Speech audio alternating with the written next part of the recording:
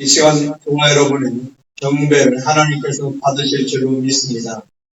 이제 이 시간 하나님의 말씀을 보겠습니다. 하나님의 말씀 계속해서 사사기 말씀.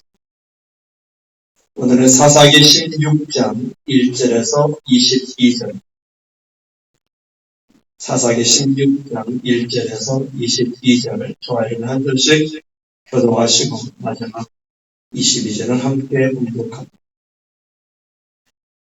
사사기 16장 구약성경 380쪽. 제가 먼저 1절 봉독합니다. 삼손이 바사에 가서 거기서 한 기생을 보고 그에게로 들어갔더니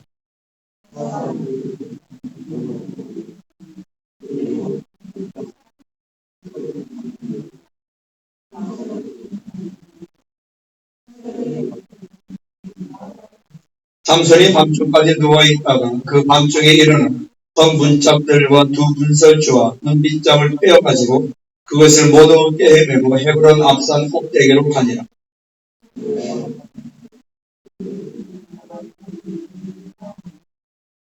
블레셋 사람의 방백들이 그 여인에게로 올라가서 그에게 이르되 삼손을 빼어서 무엇으로 말미암아 그 큰 힘이 생기는지 그리고 우리가 어떻게 하면 능히 그를 결박하여 굴복하게 할 수 있을는지 알아보라. 그리하면 우리가 각각 은 1,100개씩을 네게 주리라 하니.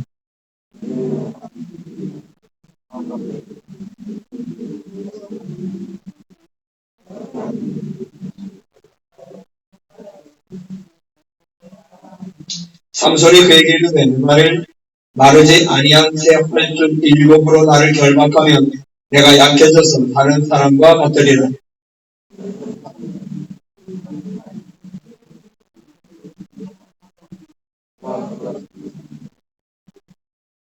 이미 사람을 방 안에 대목시켰으므로 삼손에게 말하되 삼손이여 블레셋 사람들이 당신에게 들이닥쳤느니라 하니 삼손이 그 줄들을 끊기는 불탄 삼실을 끄름같이 하였고 그의 힘의 근원은 알아내지 못하니라.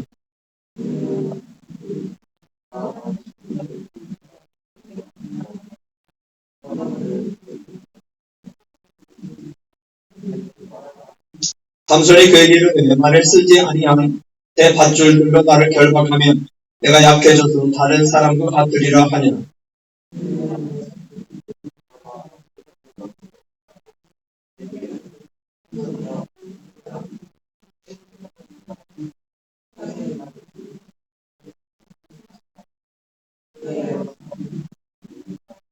들릴라가 삼손에게 이르되 당신이 이때까지 나를 희롱하며 내게 거짓말을 하였더니 내가 무엇으로 당신을 결박할 수 있을는지 내게 말하라 하니 삼손이 그에게 이르되 그대가 만일 나의 머리털 7가닥을 뱃들에 날실에 손끝 짜면 되리라 하느니라.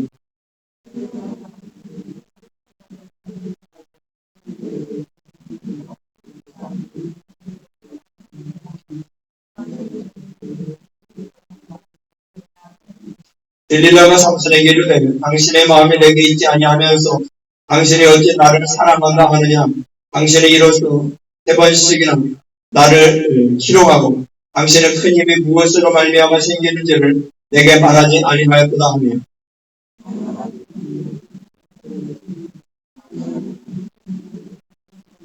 삼손이 진심을 드러내어 그에게 이르되 내 머리 위에는 삭도를 대지 아니하였나니 이는 내가 모태에서부터 하나님의 나시림이 되었습니다. 만일 내 머리가 밀리면 내 힘이 내게서 떠나고 나는 약해져서 다른 사람과 같으리라 하니라.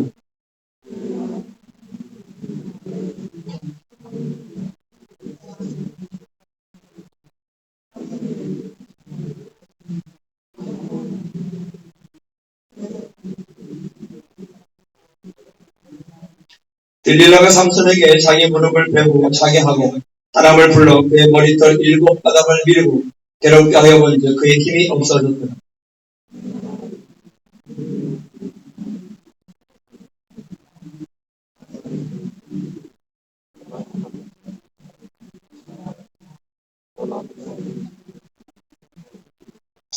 블레셋 사람들이 그를 붙잡아 그의 눈을 빼고 끌고 가사에 내려가 못줄로 매고 그에게 옥에서 맷돌을 돌리게 하였더라.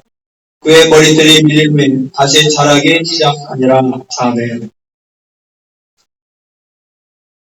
오늘 말씀 제목은 사상 3전 7번째 다시라는 거예요. 다시. 김성일이라고 하는 유명한 소설가가 있습니다.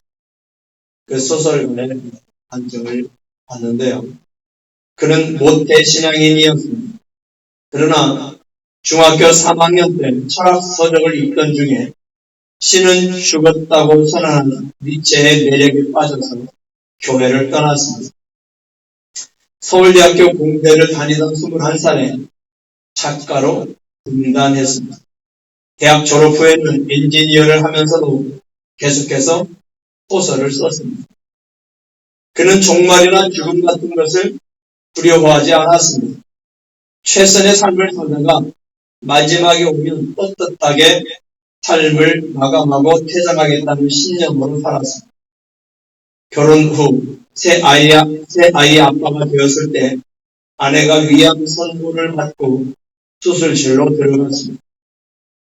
그는 자신이 알고 있는 모든 지식을 동원해봤지만 암을 고치는 방법은 없었습니다. 니체도 속수무책이었고 사르트르도 암을 고칠 수는 없었습니다.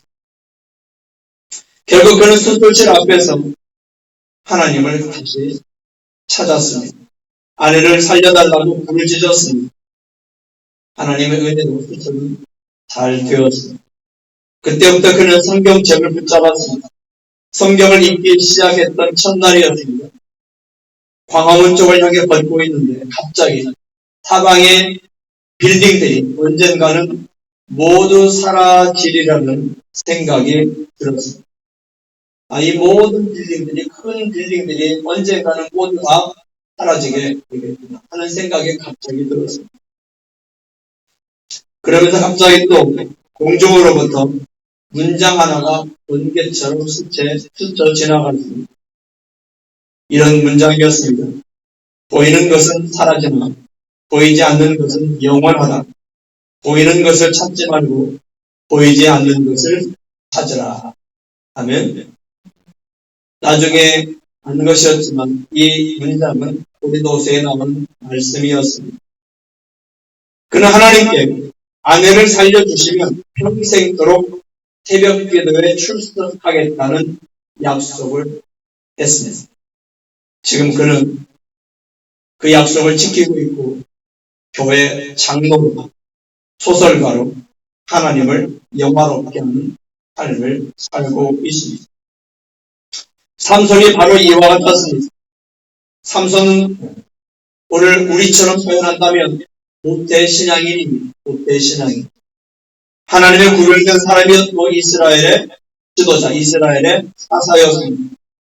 하지만 어느 날부터인가 하나님을 떠나서 자기 마음대로 살기 시작했습니다. 때때로 성령께서 깨우쳐 주셔야 했지만 변하지 않았습니다.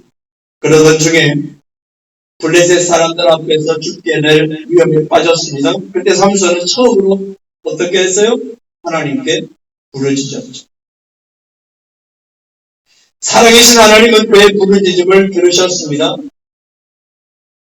샘이 터지게 해서 그에게 물을 공급해 주셨습니다. 그래서 그곳 이름을 뭐라고 한다고 했어요? 에낙오레. 부르짖은 자의 샘이다. 에낙오레. 삼손은 그렇게 하나님의 은혜를 체험했어요. 하나님의 사랑을 체험했어요. 하나님의 살아계심을 체험했어요. 이 정도면 이제 정신 차리고 하나님께 돌아와야 했습니다. 그런데 삼손은 그렇지 않았습니다. 다시 하나님 없이 자기 마음대로 살던 예전 모습으로 돌아가 버렸습니다. 오늘 본문 1절을 함께 읽겠습니다. 1절 시작. 삼손이 가사에 가서 거기서 한 기생을 보고 그에게로 들어갔더니, 삼손이 다시 블레셋 땅으로 갔습니다. 블레셋은 5개의 성읍이 있는데 그 중에 가사라고 하는 성읍이 가장 큰 성읍이었습니다. 그 가사로 갔습니다. 이 가사는 가자라고도 발음합니다. 가자. 오늘날 이스라엘 서쪽 지중 해변에 있는 가자라는 지역을 말합니다. 보통 가자 지구라고 하죠. 이스라엘의 팔레스타인 자치정부가 있습니다. 이 팔레스타인 자치정부가 이스라엘 동쪽에도 있고 이스라엘 서쪽에도 따로 나누어져 있습니다. 이스라엘 동쪽에는 요르단강 서안이라고 보통 말합니다. 요르단강을 중심으로 서쪽에 있어서 요르단 서안이라고 말하는데, 팔레스타인 중에 온건파들이 그 지역에 살고 있습니다. 정부를 이루어서 자치정부, 독립국가는 아직 아니고. 그리고 이제 이스라엘 서쪽 지중해변에 가자지구라고 있습니다. 이 가자지구는 강경파들이 살고 있는 그런 지역이죠. 그래서 이스라엘과 가끔 무력 충돌이 일어나는 지역이기도 합니다. 그 가자지구, 오늘 본문에 나오는 가사는 바로 그 가자지구입니다. 삼손은 얼마 전에 낙인 턱뼈로 블레셋 사람 1000명을 죽인 일이 있었지요. 그런데도 그는 위협을 무릅쓰고 다시 블레셋 땅 하사로 들어간 겁니다. 거기서 뭐 했어요? 기생을 만났죠. 기생을 만나서 그 기생과 하룻밤을 함께 지냈습니다. 여기서 기생은 히브리어 원어를 보면 매춘부를 뜻합니다. 매춘부. 하나님의 사랑과 은혜를 경험했던 삼손이 왜 다시 블레셋 땅으로 갔을까? 왜 다시 기생과 함께 잠자리를 했을까? 매춘부와 함께 잠자리를 하게 되었을까요? 하나님의 사랑과 은혜를 잊었기 때문입니다.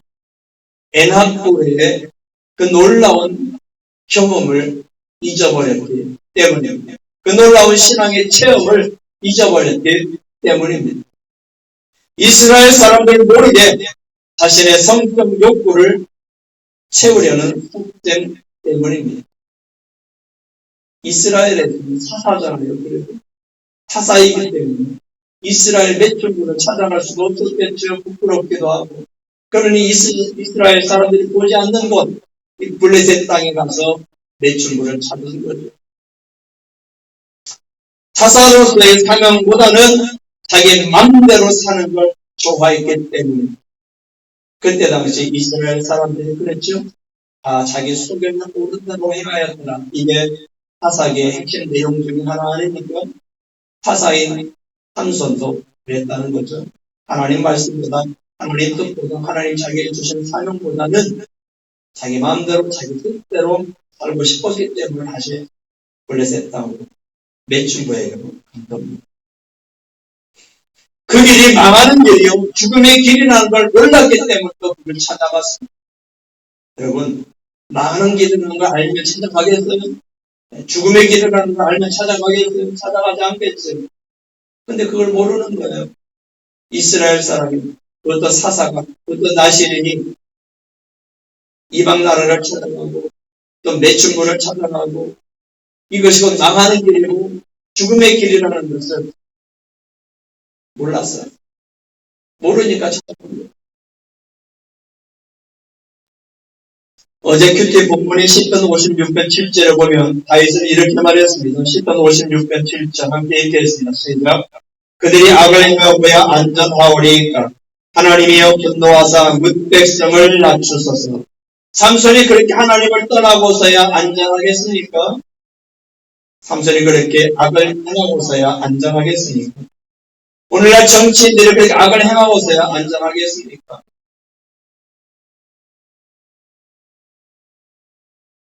검찰총장이 떠났다고 해서 그들이 안전하겠습니까? 저와 여러분이 악을 행하고야 안전하겠습니까? 착각입니다. 그렇게 생각한다면 착각입니다. 사랑하는 성도 여러분, 결코 하나님의 사랑과 은혜를 잊지 마시기 바랍니다. 그 은혜와 사랑을 잊는 순간부터 우리는 하나님께로부터 멀어질 수 있습니다. 죄의 자리에 잊지 마시기 바랍니다. 가족이 안 본다고, 목사와 교인들이 안 본다고 하나님께서도 안 보시는 게 아닙니다. 내 마음대로 살려고 하지 마시기 바랍니다. 내 마음대로가 처음엔 좋은 것 같아도 그 길이 망하는 길인 걸 우리는 알아야 합니다. 야고보서 1장 25절에 이렇게 말씀합니다. 함께 읽겠습니다. 야고보서 1장 25절 시작. 자유롭게 하는 온전한 율법을 들여다보고 있는 자는 듣고 잊어버리는 자가 아니요 실천하는 자니 이 사람은 그 행하는 일의 복을 받으리라 하면 잊어버리지 않는 자가 복을 받는다는 걸 말씀하고 있습니다. 잊어버리지 마시기 바랍니다. 기억하시기를 바랍니다. 하나님으로부터 하나님을 잊어버리면 하나님의 사랑과 은혜를 잊어버리면 망하는 겁니다. 가족이 안 본다고 목사와 교인들이 안 본다고 하나님까지 잊어버리면 망하는 겁니다. 하나님은 보고 계시기 때문입니다. 하나님이 보고 계신다는 걸 잊지 말아야 합니다. 내 맘대로 살면 좋겠지요. 그러나 내 맘대로 산다는 얼마나 어리석은 것인가를 알아요. 그걸 잊지 말아요. 블레셋 사람들은 삼손이 가사에 왔다는 말을 듣고 어떻게 했어요? 성문에 내복했어요. 이제 밤중에 이 삼손이 매출과 장사를 끝내고 돌아가게 되면 돌아갈 때에 덮쳐서 죽이자. 그러나 그 사실을 인식된 삼손은 오히려 가사의 그 성문을 뜯어내는 괴력을 보이면서 이스라엘로 돌아갔습니다. 성문을 뜯어내는 그 괴력을 보면서 이 매복했던 블레셋 군사들이 어떻게 덮칠 수 있겠어요? 두려워 떨겠죠. 그렇게 또 삼손은 안전하게 이스라엘로 돌아갔습니다. 삼손에게 이렇게 당하기만 하던 블레셋 사람들에게 드디어 기회가 왔습니다. 오늘 보면 4절과 5절 함께 읽겠습니다. 4절과 5절 시작. 이후에 삼손이 소래골짜기에 들릴라라 이름하는 여인을 사랑하며 블레셋 사람의 방백들이 그 여인에게로 올라가서 그에게 이르되 삼손을 꿰어서 무엇으로 말미암아 그 큰 힘이 생기는지 그리고 우리가 어떻게 하면 능히 그를 결박하여 굴복하게 할 수 있을는지 알아보라. 그리하면 우리가 각각 은천 주기나 하니. 제가 넌센스 퀴즈 하나 낼 테니까 한번 맞춰보십시오. 성경에 보면 여러 인물들이 있죠. 그 중에 항상 비밀이 많고 작은 소리로만 말하는 사람이 있습니다. 그게 누굴까요? 예, 들릴라. 항상 비밀이 많아요. 항상 작은 소리로만 말해요. 들릴라. 이 들릴라는 보통 우리가 드릴라라고 알고 이제 드릴라. 옛날에 삼손과 드릴라라는 용어가 나왔었잖아요. 그래서 드릴라보다는 데릴라가 좀 익숙하긴 합니다. 이 드릴라는 소래골짜기에 살았습니다. 소래골짜기가 어디 있냐면 이스라엘 유다지파와 이 블레셋 경계를 이루고 있는 골짜기가 바로 소래골짜기. 그러니까 이스라엘과 블레셋의 경계. 우리나라로 말하면 북한의 그 가운데 뭐가 있어요? 휴전선이 있거든요. 그 계곡을 말하는 겁니다. 때문에 이 들릴라가 블레셋 사람인지 이스라엘 사람인지는 정확히 알 수 없습니다.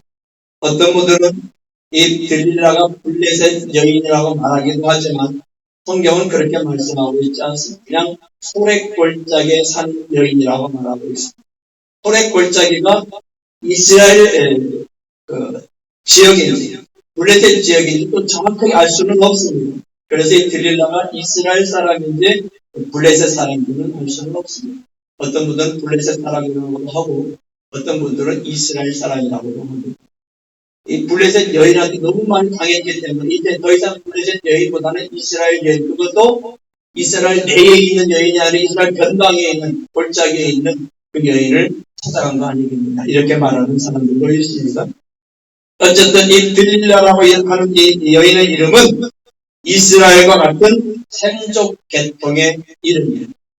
들릴라. 이 이름이 이 블레셋 사람들이 흔히 사용하는 이름이 아니라 이스라엘 사람들, 즉 샘족 계통의 사람들이 많이 사용하는 이름이다 하는 것. 이것을 보면 들릴라가 꼭 블레셋 여인은 아니구나 하는 것을 우리가 알 수 있겠죠. 블레셋의 지도자들은 삼손이 들릴라를 사랑한다는 소식을 듣죠. 그리고 들릴라에게 접근하게 됩니다. 왜냐하면 소래골짜기니까 블레셋에서 가깝잖아요. 그러니까 소식에 바로 들려올 수 있을 것이고 그 들릴라에게 접근하니까 용이했겠죠. 그들은 들릴라에게 삼손의 큰 힘이 어디서 나오는지 알아봐 달라고 부탁을 합니다. 그러면 블레셋 지도자 한 사람당 얼마씩 주겠다고 해서요? 은화 1,100개씩 주겠다. 원어에 보면 세켈이라고 합니다. 세켈. 지금 이스라엘이 합계 단위가 세겔입니다. 우리나라는 원이잖아요. 매돈 하잖아요. 이스라엘은 몇 세겔 이렇게 말합니다. 지금도. 은화 1,100개. 이 은화 1,100개를 무게로 따지면 약 13kg입니다. 영어 성경에 보면 그 설명이 나와 있어요. 약 13kg. 이 당시에 블레셋은 5성읍이 있었습니다. 5성읍. 가사를 비롯해서 5성읍이 있었으니까 지도자가 5명이 찾아갔겠죠. 이스라엘 블레셋 방백들이 찾아갔다고 했고 했으니까 이 블레셋 방백들, 블레셋 지도자들, 블레셋 각성의 왕이라고 할 수 있겠죠. 우리식으로 말한다면 각성의 손주들입니다. 그들 5명이 빌라를 찾아가겠어요. 그래서 한 사람당 너에게 은화 1,100개씩을 주겠다. 그러니까 총 100개가 된다는 거예요. 은화 5,500개를 너에게 주겠다는 것이죠. 무게로 따지면 얼마예요? 65kg. 한 사람당 13kg이니까 5명이면 65kg. 이 65kg의 은화를 너에게 주겠다. 인터넷을 찾아보니까 은 1kg 가격은 약 130만 원이라고 합니다. 2022년 시세로 은화 1kg은 이 은괴를 말하지만 130만 원. 작년으로 환산했을 때 130만 원. 그러니까 은 65kg이면 오늘날로 8,450만 원. 8,450만 원. 엄청나게 많은 거죠. 그런데 당시에는 은이 오늘날보다 더 많은 가치가 있었던 때입니다. 그래서 은 65kg이면 8,450만 원 이상의 큰 가치를 지니고 있었던 때입니다. 그 당시. 그러니까 들릴라에게는 이 돈이 엄청나게 많은 거죠. 상상할 수 없이 많은 그런 돈입니다. 어떤 분은 이번 그때 당시로 시세로 환산을 해보니까 연봉 550년째에 해당하는 금액, 연봉 550년, 10년도 아니고 100년도 아니고 550년째에 해당하는 금액이다. 이렇게 해석하는 분도 있는 걸 봤습니다. 들릴라는 그 돈의 마음을 빼앗겼습니다. 여러분 그렇지 않겠습니까? 이 평생을 먹고도 남을 만한 돈을 준다고 하니 그 돈의 마음을 빼앗기지 않겠어요. 들릴라는 신앙도 사랑도 눈에 보이지 않았습니다. 만약 그가 이스라엘 여인이라면 하나님에 대한 의식이 있지 않겠습니까? 신앙이 그런 조금이라도 있지 않겠습니까? 그런데 그 돈 때문에 마음도 빼앗겼고 신앙도 빼앗겼고 사랑도 다 버려버렸습니다. 며칠 전 국민일보에 보니까 안타까운 기사가 실렸습니다. 미국 미시간주에 본부를 둔 복음주의 입양단체 베다니 크리스천 서비스가 있습니다. 복음주의 입양단체 베다니 크리스천 서비스. 이 베다니 크리스천 서비스 기관이 레즈비언, 게이, 양성애자, 트랜스젠더, 기타 동성애자들에게도 입양을 허용하겠다라고 지난 3월 1일에 발표했다고 합니다. 그냥 자유주의 입양단체가 아니에요. 복음주의 기관에 속한 입양단체인 베다니 크리스천 서비스가 이제는 레즈비언, 게이, 양성애자, 트랜스젠더, 기타 동성애자들에게도 입양을 허용하겠다고 발표했다는 거죠. 이 베다니 크리스천 서비스는 미국에서 가장 큰 기독교 입양단체라고 합니다. 가장 큰 입양단체. 이 기관은 2007년에 하나님의 설계한 가족은 한 남자와 한 여자의 언약이다 이렇게 얘기했습니다. 그리고 이 한 남자와 한 여자의 언약으로 평생 결혼 생활을 한다. 이렇게 그들의 구약에 분명하게 명시를 했었습니다. 하지만 2018년에 필라델피아시가 이 베다니 크리스천 서비스와 맺은 계약을 모두 중단해버렸습니다. 동성애자들, 성소수자들에게 입양을 허용하지 않는다는 소식을 듣고 그런 이 일을 제기하는 사람들의 말을 듣고 더 이상 이제 우리 시에서는 당신 기관을 지원하지 않겠습니다. 재정적인 지원하지 않겠습니다. 모든 계약을 파기하겠습니다. 또 2019년에는 미시간 주도 동성애자 부부의 입양을 받아들이지 않는 기관에는 재정 지원을 하지 않겠다고 발표했습니다. 동성애자들에게 입양을 허용하지 않는 모든 기관들, 이 배단위 크리스천 서비스를 비롯한 모든 기관에게 부정적인 지원을 하지 않겠다. 그러자 이 배단위 크리스천 서비스 기관이 입장을 바꿨습니다. 그 이사회에서 규약을 바꿔버렸습니다. 결혼은 한 남자와 한 여자의 평생 언약으로 이루어진 것이라는 이 문구를 없애버렸습니다. 그리고 이제 모든 이 성소수자들에게도 입양을 허용합니다. 왜 이렇게 변해버렸을까요? 왜 이렇게 입장을 바꿔버렸을까요? 왜 복음주의 입양 단체라고 하는 기관이 하나님의 말씀을 무시하고 세상의 요구를 따르게 되었을까요? 그것은 돈 때문에. 돈. 들릴라처럼 그들도 돈에 굴복합니다. 너무 안타깝지 않습니까? 그리고 너무 어리석지 않습니까? 아니, 지가 주정부가 재정적인 지원을 하지 않는다면 차라리 미국의 전 교회에 공문을 보내서 우리가 이렇게 동성애자들에게 입양을 하지 않는다는 이유로 재정적인 지원이 중단됐다. 당신들이 좀 후원해달라 하면 미국의 많은 교회들이, 복음주의 교회들이 후원하지 않겠습니까? 성도들이 막 후원하지 않겠습니까? 네. 오히려 더 입양이 활성화되지 않겠습니까? 그런 어리석음을 나타낸 겁니다. 뭐 때문에요? 돈 때문에. 돈에 굴복한 거예요. 세상에 굴복한 거예요. 이렇게 돈은 힘이 있습니다. 돈은 사람의 마음을 바꾸는 힘이 있습니다. 돈은 신앙도 하나님도 멀리하게 하는 힘이 있습니다. 돈은 사랑도 변하게 하고 사랑하는 사람도 편하게 하는 힘이 있습니다. 돈은 세상과 죄와 타협하게 하는 힘이 있습니다. 돈은 가정도 교회도 깨뜨리는 힘이 있습니다. 그렇죠? 그런 뉴스 종종 보지 않습니까? 돈 때문에 가정이 깨어지고 돈 때문에 도망가고 그런 일이 있지 않습니까? 교회도 돈 때문에 재정 때문에 싸우고 그러지 않습니까? 종종 보면. 그래서 사람들의 이런 약점을 잘 아는 사탄은 저와 여러분에게 뭘 가지고 다가온다고요? 돈 가지고 다가올 때 많아요. 그렇습니다. 사람들이 그렇게 돈에 약하게 돈이면 다 된다고 생각합니다. 그렇게 돈을 따라가다가 결국엔 하나님으로부터 멀어지게 되죠. 하나님으로부터 멀어지면 어떻게 돼요? 망하게 되는 거예요. 그걸 우리는 잊지 말아야 됩니다.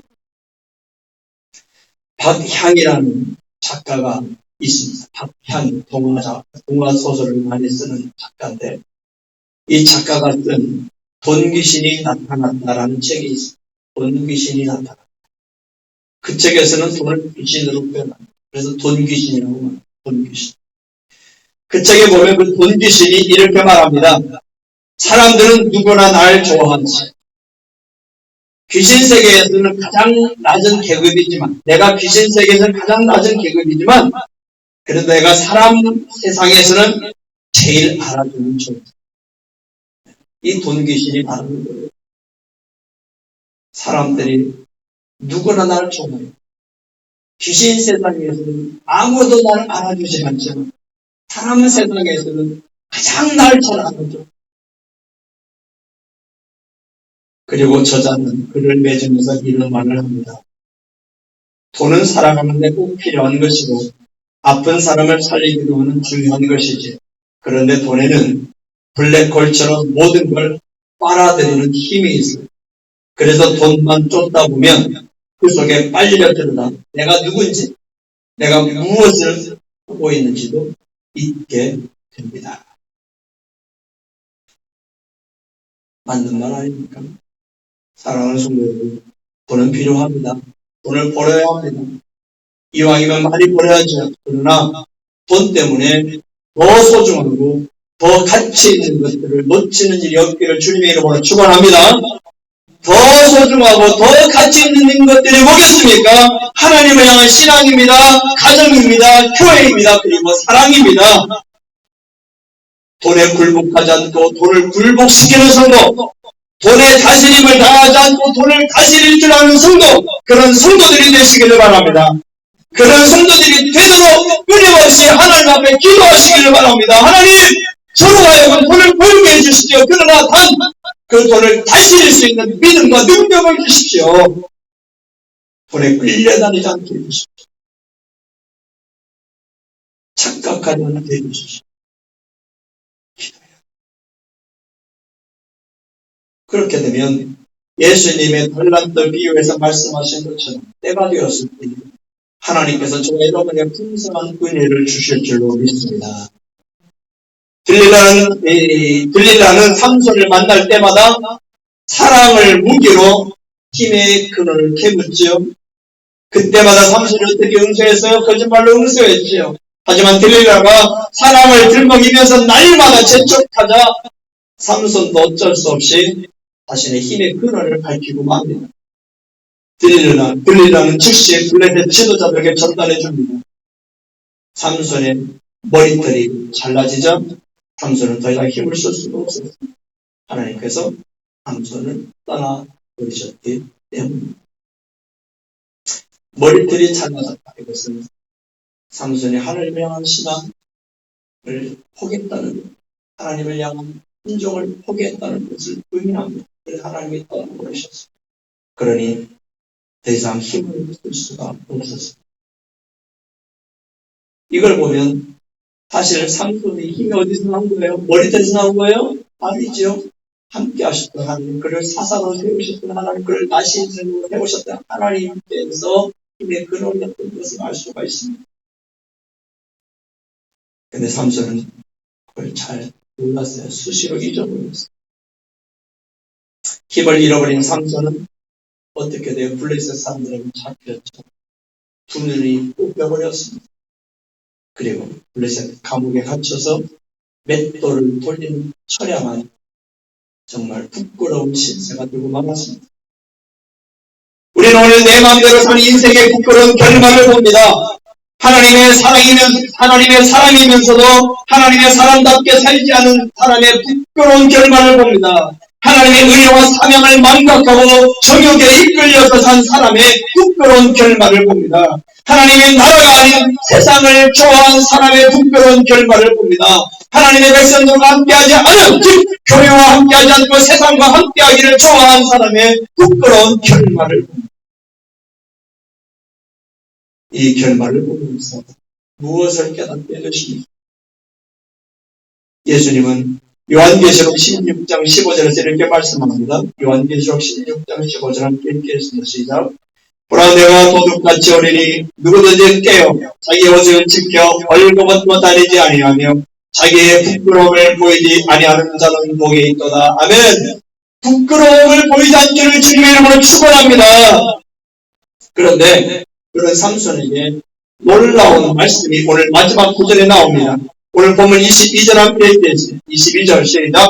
그의 머리털이 밀린 후에 다시 자라기 시작하니라. 할렐루야. 다시 자라기 시작하는 삼손의 머리털에는 하나님의 성품이 농축되어 있습니다. 다시 자라기 시작한 삼손의 머리털에는 하나님의 성품이 담겨 있다는 겁니다. 다시 머리털이 자랐습니다. 그 머리털, 다시 자라기 시작한 삼손의 머리털에는 변하지 않는 하나님의 사랑과 긍휼이 담겨 있습니다. 신앙 회복과 은혜 회복의 기회를 주시겠다는 하나님의 약속과 하나님의 희망이 담겨 있습니다. 오늘 큐티 본문인 10편 57편 3절에 이런 말씀이 있습니다. 57편 3절 함께 읽겠습니다. 시작. 그가 하늘에서 보내사 나를 삼키려는 자의 비방에서 나를 구원하실지라. 하나님이 그의 인자와 진리를 보내시리로다. 아멘. 하나님께서 그의 인자와 진리를 보내시리로다. 나를 삼키려는 자의 비방에서 나를 구원하실지라. 사랑하는 성도 여러분, 저와 여러분의 밀린 머리털도 지금 그렇게 다시 자라고 있습니다. 하나님은 결코 저와 여러분을 포기하지 않고 계신다는 사실을 믿으시기를 바랍니다. 그 주님을 바라보시길 바랍니다. 그 하나님을 의지하시기를 주님의 이름으로 축원합니다. 기도하겠습니다.